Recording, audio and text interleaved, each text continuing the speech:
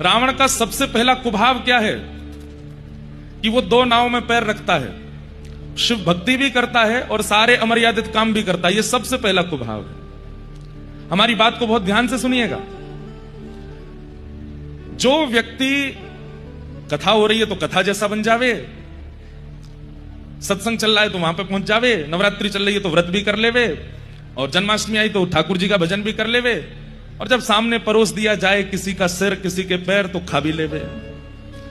मतलब दोनों तरफ उसका इशारा रहता है।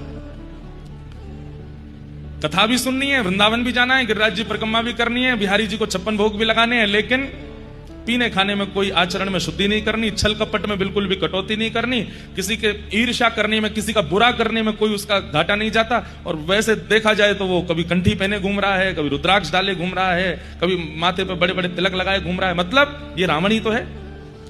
कहां वो रावण रोज सुबह उठ करके महादेव का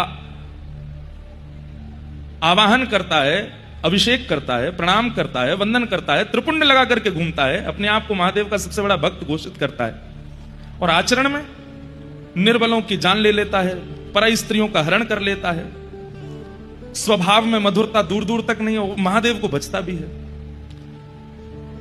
आज दशहरा है, भीतर से इन रावणों को निकालिए। सबसे पहला एक तरफ रहिए, या तो वहीं रहिए या यहीं रहिए, दोनों तरफ रहने की आवश्यकता नहीं है। आपको अच्छा लगता है कथा में आना, लेकिन वहां पर भी रहना पड़ता है, तो धीरे धीरे प्रयास करो। हम ये नहीं कह रहे तुरंत छोड़ो, पर धीरे धीरे वहां की स्थिति को कम करना प्रारंभ करो, वहां के भाव को घटाना प्रारंभ करो।